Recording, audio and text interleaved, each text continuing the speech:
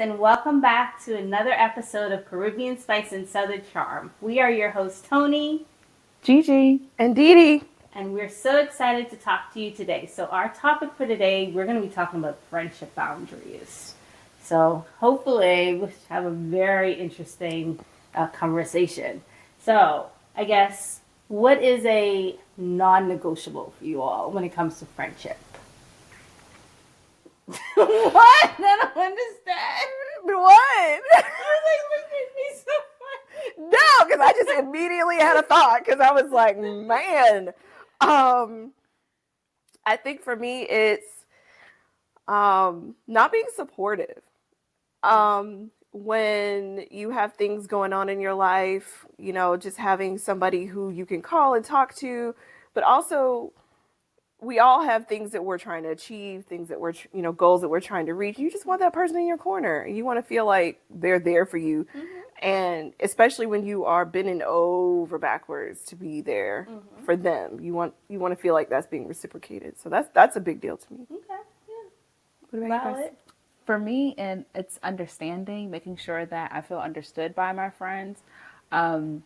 There's a lot of things going on in this world, and I feel like when you have friends that understand you and truly try to see how we can connect, it helps.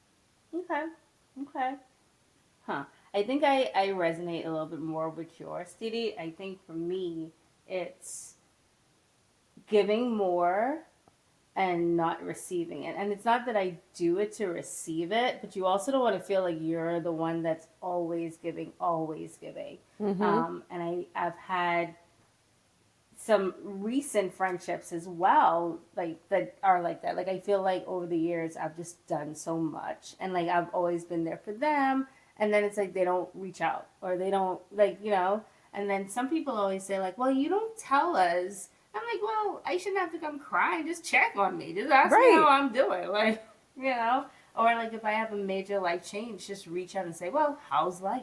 Mm-hmm. You know? And I think that's sort of my non-negotiable, or at least what tends to break up my friendships.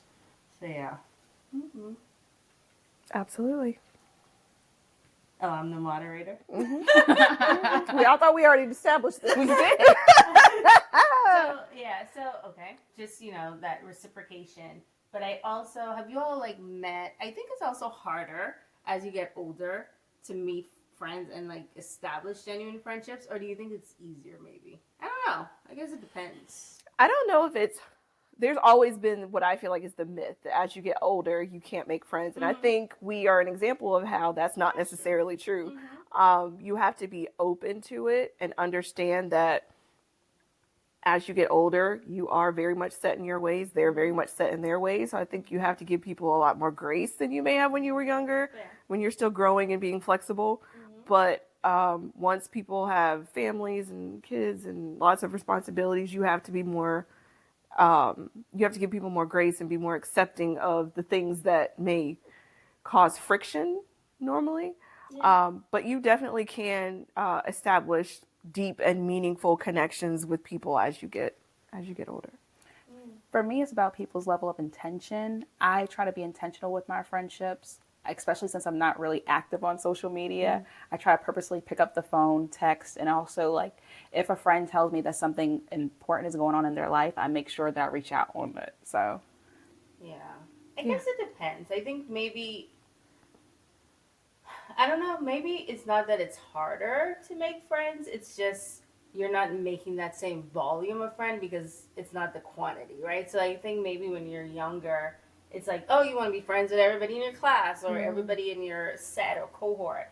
And now it's like, you know what? If you're not adding value to my life, why am I wasting my time? So then it seems like it's harder because I guess you're also just more intentional or selective about the people that you do, you know, bring into your circle. So maybe that's it. But I guess thinking about the friends that you have now, do you feel like you have any challenges with them? And obviously don't call names, but like anything. Like it could be like anything. Jealousy, like you find it difficult. Or maybe it's somebody you've been friends with for so long that it's like you sort of just deal with it, but it's like, ugh. So I actually have a really close friend that I absolutely adore. And the issue with that friendship is when they're away, I actually do not talk to them at all. And then when we're together, we like actually like we're magnetic, we're talking, we're connecting. But it's just when right now, because of their circumstance of their life, I can't see them as often. So it's like I'm really sad about it, but I feel like my level of intention of, reaching out and connectivity isn't there and it's not met. And I am sad about that, but at the same token, it's just like it is what it is. Kind of know that's how that friend is. So why do you think you don't reach out? Like, why don't you reach out, I guess? Like, do you feel like you're bothering them, or is it just...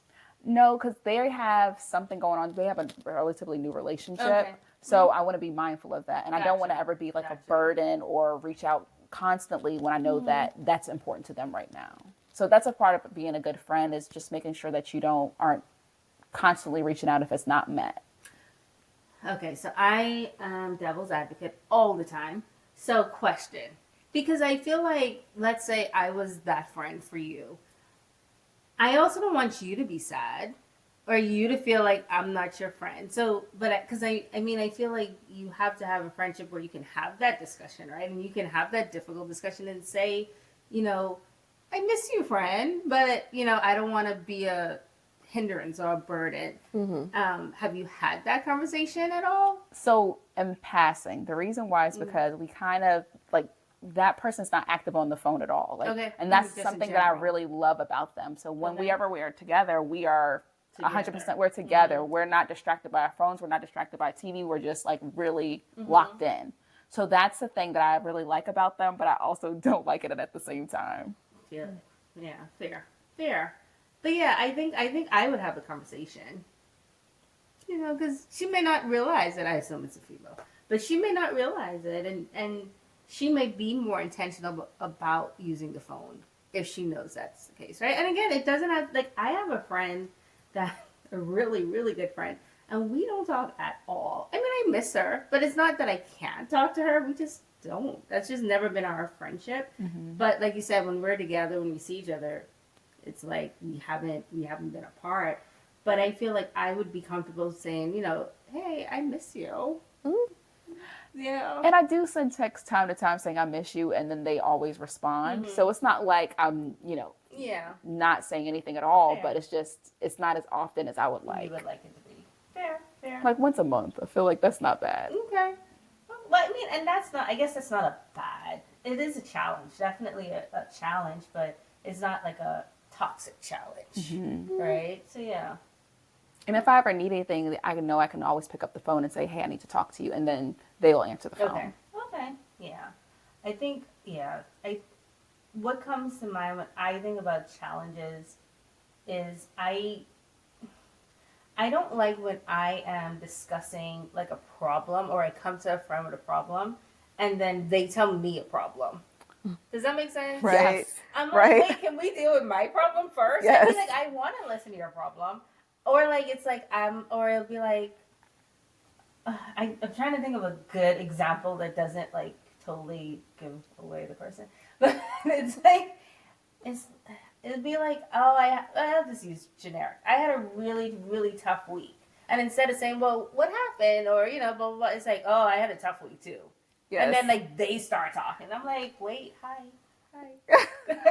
I like said this because I wanted to talk about it. Yeah. And I feel like this particular person always has the overshadow in some way. It's like if you say something good, they have something better. And I'm like, wait, like it's not a competition. And I don't even know if it's I don't necessarily think it's intentional. I don't think that's that person's heart. But I'm just like, I don't even like talking to you. This is too much work. And it always comes right back to you. So yeah. So I actually had old friend who was a energy vampire. Okay. And I really... That's a good name. I love that person so much because they gave a lot, but at the same time, I always felt like I was depleted after talking to them. And to me, it was so often that I realized, like, I would go to their house and they were like, hey, I plan to be there for 10 minutes or 15 minutes or an hour. And I would have to be there for an hour and a half. And they're like, hey, let me show you this. As soon as I was about to get ready to go, they're like, oh, something well, else come something up. else, or oh my gosh, my boyfriend, I forgot to tell you this story. And it's like, I even told you, hey, I had groceries in the car. I had ice cream in the car that's actively But why you melting. nonstop? I'm teasing. 10 minutes. She told herself in and out. Exactly. I'm teasing. I couldn't resist. But yeah, we were talking about that earlier about your friend who met a friend and like immediately got like sucked all Yes. the energy out of her.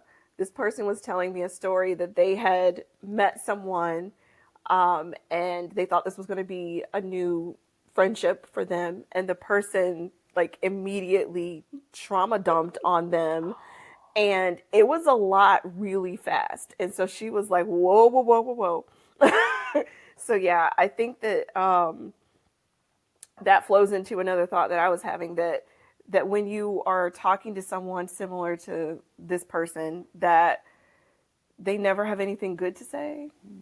Mm-hmm. That you listen and you're like, I'm here to listen to you. Mm-hmm. We all need to vent. We all have things that we want to talk about.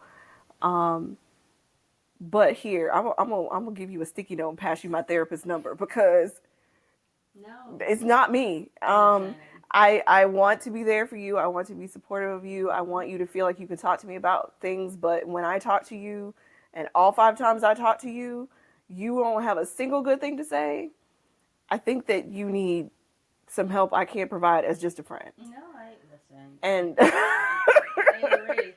And it's funny because I have a friend. That's all we do is complain. It sounds horrible, but that's not all we do. But like, we have that established friendship that we have similar careers, we have similar jobs, and it's like, so we can understand each other's issues. Mm-hmm. And so we talk every workday, and if we talk for 40 minutes, probably 25 minutes is like, girl, guess what happened? I mean, but you got to get it in there. But it's like, now if you said all 40 minutes of it, not one good thing.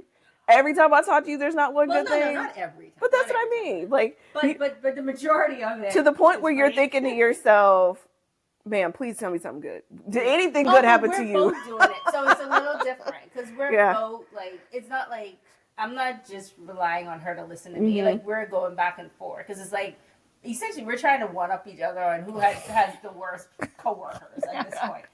It sounds horrible. If any of my coworkers happen to hear this, but yeah, old coworkers. Yeah, that's terrible. Yeah. So and that's the thing, right? You have to. I think that's that setting boundaries and knowing your friendships. Like, you have friendships that are for certain things, right? And I think it's like, also, you have friends who come for a season and then they leave. This is true. So, and I think we try to hold on to relationships because it is hard. I think it is generally just hard to meet people that have your best interest at heart in general. And so I feel like we want to hold on to things. And we have memories with these people, right? Mm-hmm. But it's like, sometimes you got to let them go. Because if they are energy vampires and sucking the life out of you every time, you got to protect your peace. This is true. Yeah. And that's what I actually end up doing with that friend. And honestly, I love that friend probably even more now because I see all the sacrifices that friend has made for me. Mm-hmm. But at the same time, protecting my peace is number one. And I do not want anything to get in the way of that, friendships or otherwise. Well, I get it. Yeah. So, I feel like we sort of touched on it a little bit. Like, what we need for it to be a positive or a supportive sisterhood. I don't really ever say sisterhood. That's not my vernacular.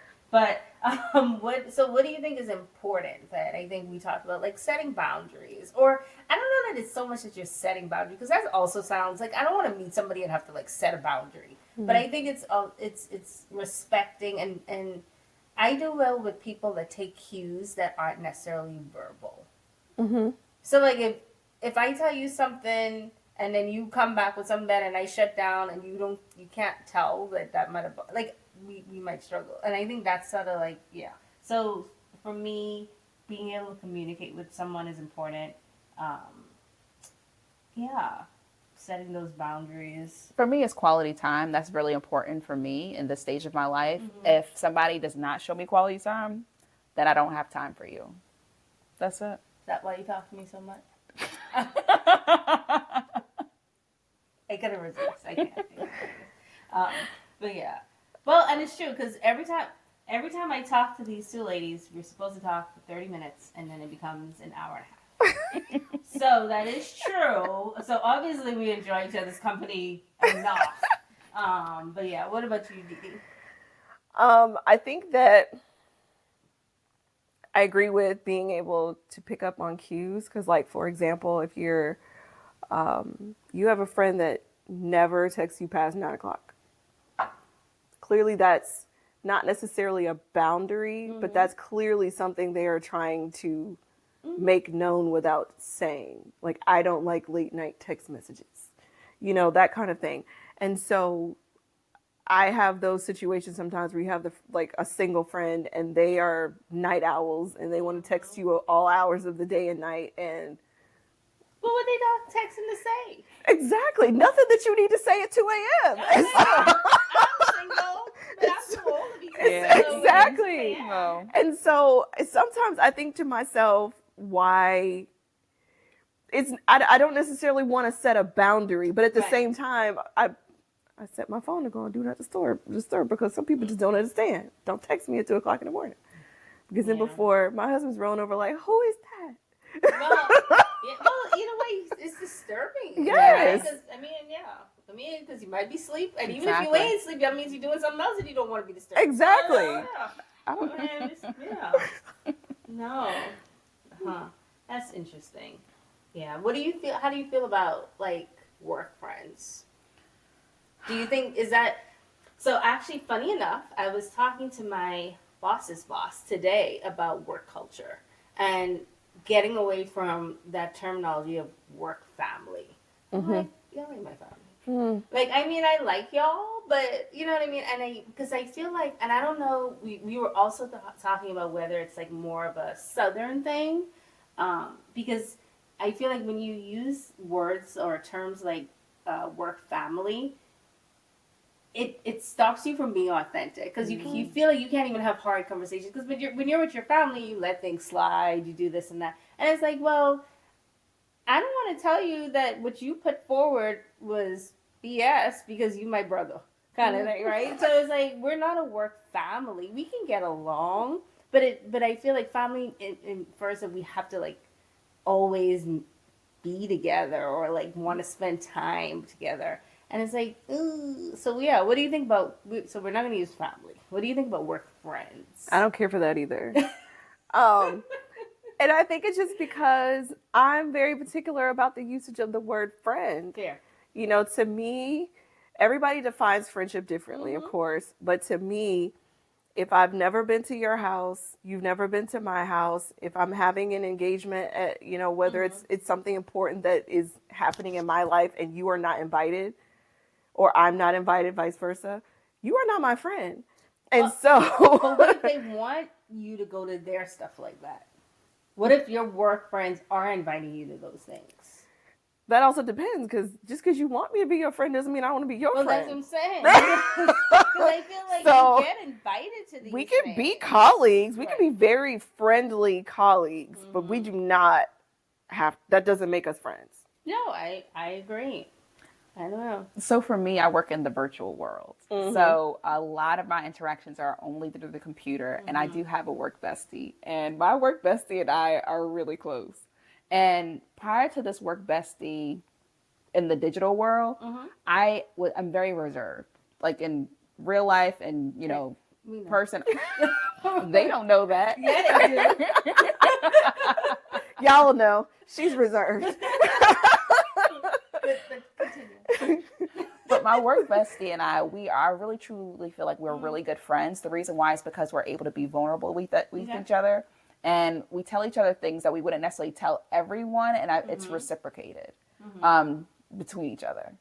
But so the question I have is, if for any reason either of you left this job, would you still communicate outside of that? Like, would you call each other and text each other and talk to each other? Absolutely. So Probably you're even more not just so. work friends, you're friends. So I guess that's kind of what I was getting at. Like, work friends implies something that I just think is false. Yeah. So the person that I told you I talk to every day, and we are trauma bonded from my last job. So we are friends. Like, we are friends. So yeah. But yeah, I do have a few where I work now. I do have a few work friends. And it's because I feel like I can be genuine with them. I don't feel like I have to put on. I feel like they will support me.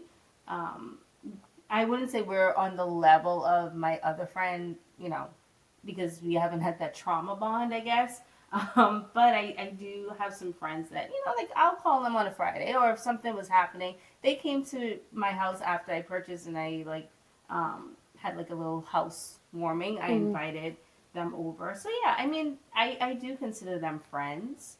One of them and I got our noses pierced the other day together. So, we have that now. We're nose sisters. No, sister. Yeah, so I mean, I think work friends are valuable. I think you just have to be mindful and not be so, you have to be intentional, right? I guess that's what it all boils down to. Because if you're new to the spot, you may just end up with this person that wants to just tell you all the gossip and then throw you under the bus if you respond, right? And that's what you have to be so careful about. So I think taking your time to form these friendships and not just going and thinking everybody's gonna like me. And maybe you go and you work somewhere and you never get a work friend, and that's okay. It's work. Like, you just have to be pleasant. You don't have to, you don't have to like them outside of the office. But do you think that's a Southern thing, like, that you have to be like so? I don't think so. It can be because when I worked in person, I felt like a lot of the positions that I had, because I was a banker, I had to have that level of, oh, we have to go do this together. We have to go, I'm going to invite you to my house. I'm going to invite you to do this. And in my mind, I have that boundary. I don't want to necessarily go to your house because I don't know you like that outside of these four walls. Even be clean. Exactly. Time for that. No, I'm not trying to figure that out either. No. These potlucks were less than those story. Continue, sorry. I do think it's very Southern. Everybody wants that hospitality, but I do think people in general want to be friends with all their coworkers, and I'm just like, you don't have to be. It's okay if you're not. Yeah. Now, I will ask, because I do know you work, like, in a very small, like, office, right? Like, Oh, where I work now? right. Yeah. Were you always like that, or is that, like, even when you worked somewhere that had more employees, were you the same way you feel, or did that change? So I was in corporate America for many years before I went to law school, and I always had lots of coworkers. I mean, and I was cordial with my coworkers, colleagues.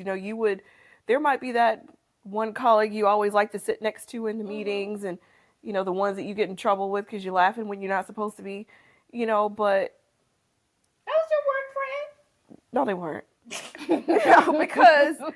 because I mean, I never saw your kid a day in their life, or you didn't invite me to the cheerleading thing or the basketball thing, or when you renewed your vows with your husband. I mean, we were not friends. Yeah. And so the people that I feel like were work friends, that I feel like were actual friends, we are still friends. Of like, course. we communicate, even though one or both of us don't work at that place anymore.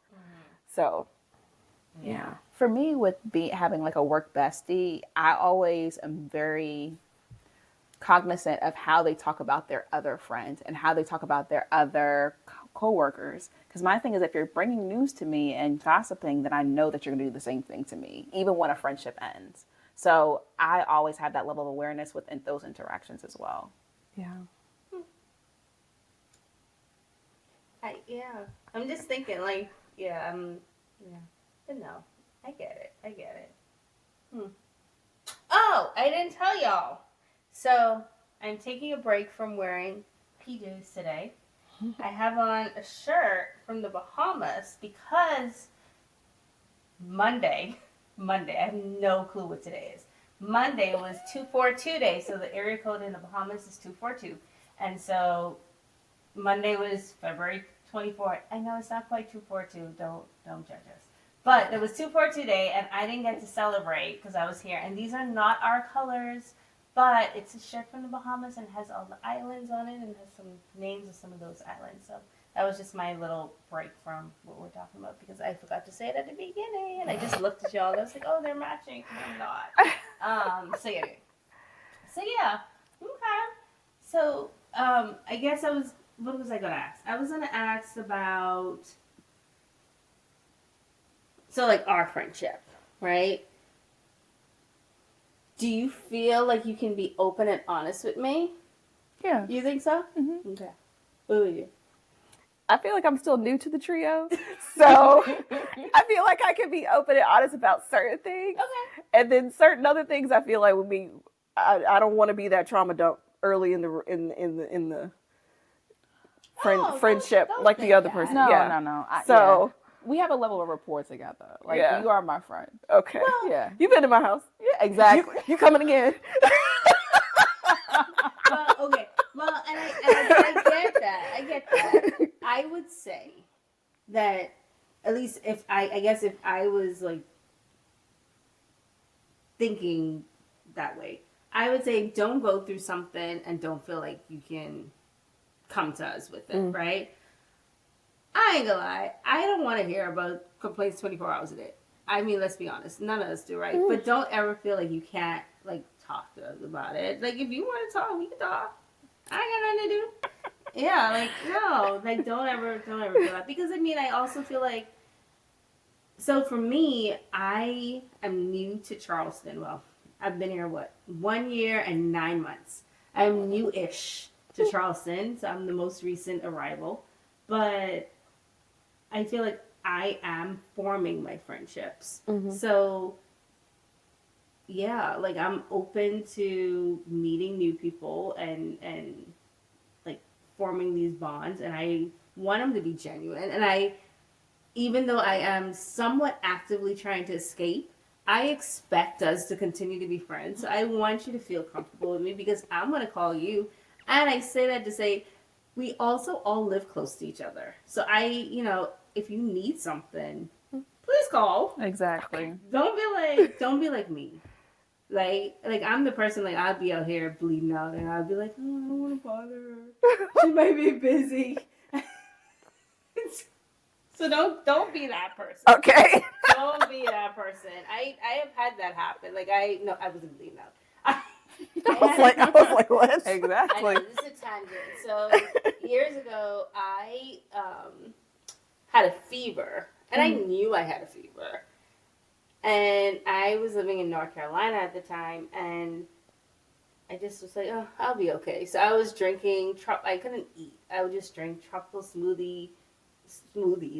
And then one of my friends happened to call, and he was like, oh, I'm in the area. I want to stop by. I was like, okay. And he comes up to my apartment. He's like, why do you look like this? And I'm like, I don't feel good. And so he went to my car because I did home health at the time. So I had a thermometer in my car. I didn't have one in my house. And my fever was like 103. And he was like, oh, we need to get you to the ER. And they admitted me to the ER for 5 days. So clearly, if he hadn't stopped by, and I have friends there. Like it's not like I didn't have a network and a support system, but I also didn't want to be that person. Right. That was like, can you come take me to the hospital? Girl, if you don't call. Exactly. But that's what I'm saying. Like, I feel like that's what we do. We try to like take care of it ourselves, and then end up being in a worse situation. So please don't. I am not that person. If you call, I will come. If you call, I will be there. Definitely.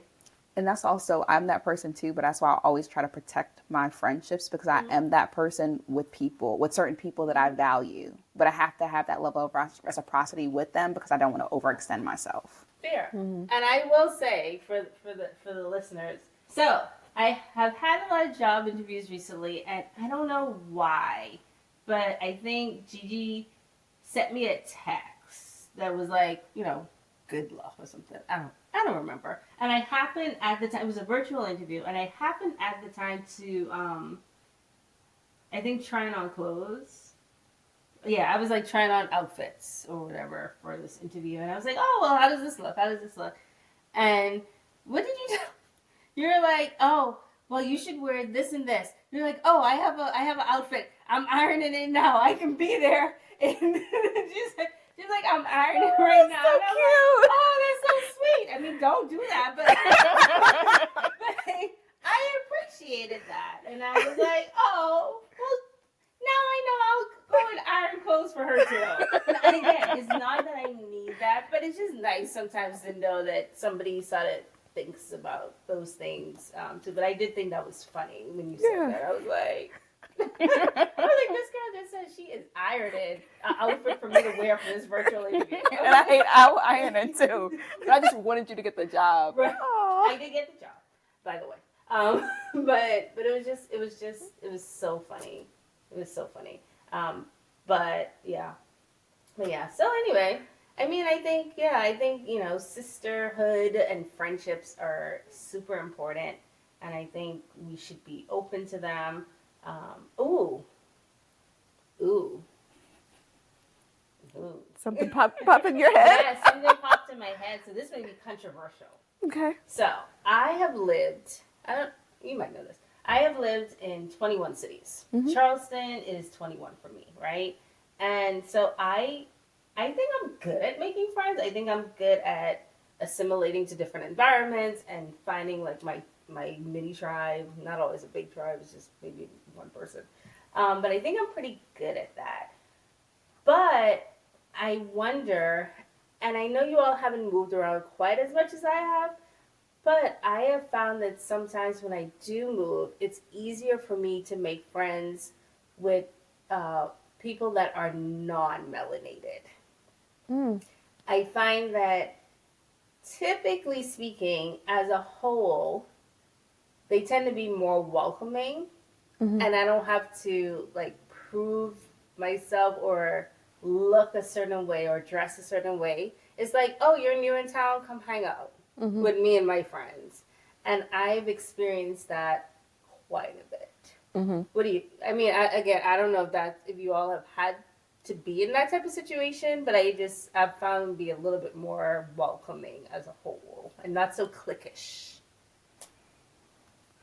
So I lived somewhere where, and I definitely don't want to say it, but it was still in South Carolina, and I was around a lot of people who were non-melanated. And the demographics, they were a little bit older, but I do feel that same sentiment to a certain degree.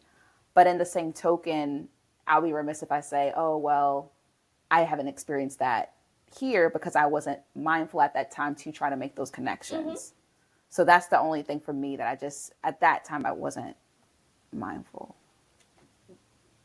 Mindful to make connections with melanated people or non-melanated? I think I might have missed. Making connections at all, because at that point in time, I was more career focused. Gotcha. So you weren't necessarily looking kind of thing. Okay. Okay, fair. What about you? Have you? I moved around quite a bit, not quite as much as you, but it's been quite a bit. I don't find that I've had any trouble on either side. Okay. I've melanated, non-melanated, people from completely different cultural backgrounds. It all seems like it's been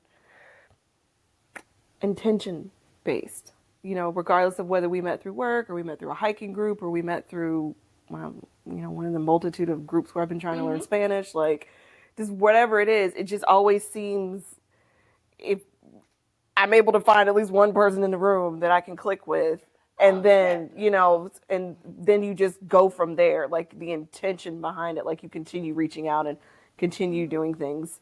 So I think kind of like how we all met. We met on the bridge, walking, and then we just made it an intention, because otherwise, how do you really develop? Yeah, and I guess, but I said I don't necessarily even I don't mean that it's hard to meet people like us. I I find that when we're talking about like being proactive of saying you're new in town, come with us. I think because sometimes it takes you a while to get to that point where you're actually comfortable. Because first of all, you're just getting used to the place, and then you start to seek out some of those activities and groups. I think that for me, it's more, and it probably has to do with my industry as well. My industry is 89% white female. Like that's just what it is right now. And yeah, so I think that maybe that's just who I've been around when I have moved for work. And so that might be it too. That might be a bit of a bias on my end. So yeah. So when you were moving around, did you leverage like meetups or different groups Yeah. of that? Okay. And as I said, eventually I did meet, but it was more I had to put myself out there, right? Whereas, so I'm the type of person that I don't know where I would meet you, but let's say you're new at work. I am that person that's like, hey, you're new here. Do you know anybody here? You want to hang out? You want to get a drink? You want to do this? And I guess I find that to be more common outside.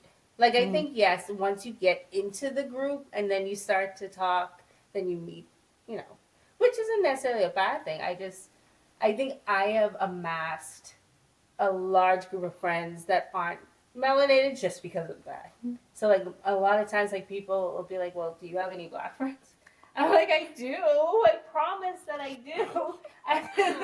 But that's just who that's just sort of who I've been around. I do feel like that's somewhat circumstance because some of the places that I've been, especially when I go back, I went to high school in Asheville, North Carolina, and so I mean there just wasn't a lot. There just wasn't a lot of. I was one of few. Let's just say it like that. Especially the high school that I went to, I just wasn't one of many, and so, and then I lived in Charlotte for a long time, so I feel like, it was easier in Charlotte. It was definitely easier when I lived in LA, but I feel like it's definitely been the environment. The people that I've encountered just in passing of whatever the reason I was there. Like you said, if you were there for work or whatever, I just feel like I was always, once I got out of high school, I was just always around a diverse group of people. So it just wasn't that, Fair. Yeah, it was. And I don't want to delve into this now because I feel like this would be a good other topic to talk about. But I also sometimes I think that it's partially because I'm not American. And so, yeah, I feel like, because I went to an HBCU. Like, I did too. right. But but I'm saying, like, but I feel like my experience, your perspective is different. It's just different in general, right? And so, like I said, I think that would be something that would be interesting to talk about in the future and really delve into, because I don't want to just like say something and then have to move on from it. But I wonder if that might be partially why I feel that way. That would be a really interesting topic to explore. I would love to hear more about your thoughts on that. Yeah. So yeah, maybe next time. Let's see. for another episode. We'll see. All right, guys. But I think that was a pretty, good discussion about it. Any takeaways from that? My major takeaway is just to be more open and receptive to new friends, and then also making sure that I'm communicating my needs more in my friendships, and establishing boundaries as well. Well, just take everything, Gigi. Don't leave nothing for us to say. I'm just saying. Take all the bullet points. Sorry. For me, we're gonna do a bloopers episode. For me, I think I would say my takeaway is that be more intentional, and then I guess not be afraid to move on. I don't think I have a big problem with that, because people will tell you I cut you quick. But I think that Listen out, Dee Dee. You see that? but I think that,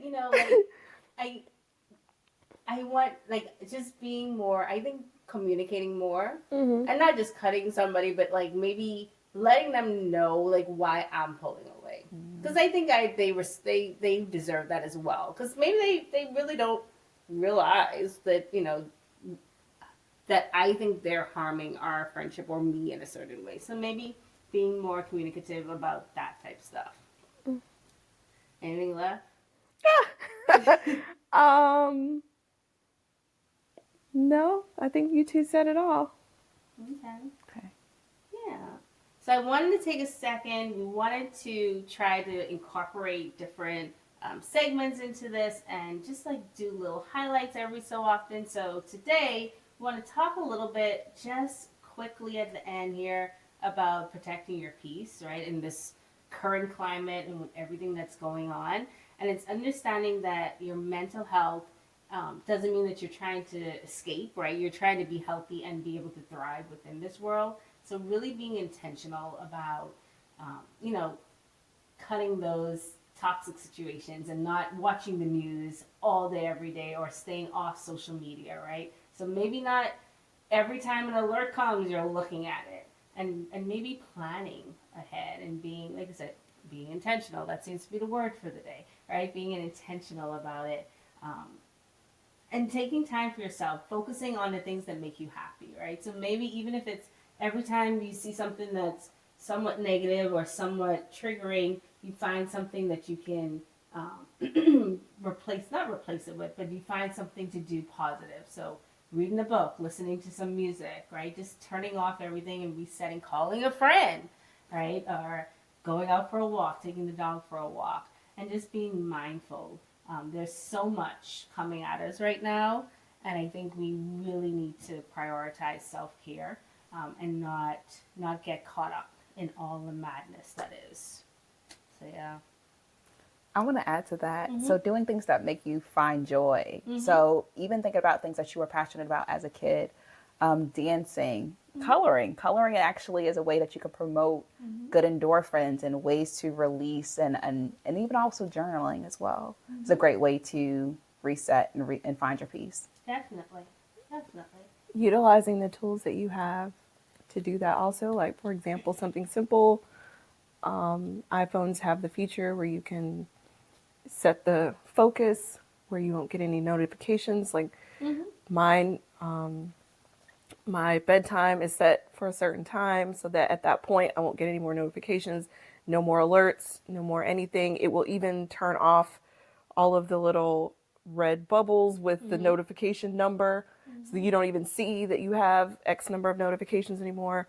So just doing something that simple so that you can wind down at night, help you, having good sleep hygiene is really important.